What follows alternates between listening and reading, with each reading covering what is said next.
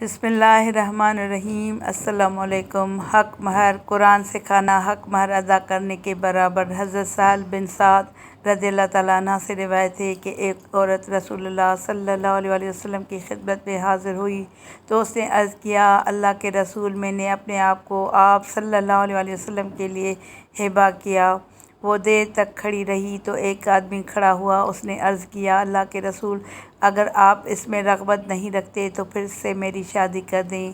آپ صلی اللہ علیہ وسلم نے فرمایا، کیا اسے مہر دینے کے لیے تمہارے پاس کچھ ہے؟ اس نے عرض کیا، میرے پاس تو صرف یہ چادر ہی ہے۔ آپ صلی اللہ علیہ وسلم نے فرمایا، تلاش کرو، خواہ لوہے کی ایک انگوٹھی ہی ہو۔ اس نے تلاش کیا لیکن اس نے کچھ نہ پایا تو رسول اللہ صلی اللہ علیہ وسلم نے فرمایا، کیا تمہیں قرآن کا کچھ حصہ یاد ہے؟ اس نے عرض کیا، جی ہاں، فلاں فلاں سورت۔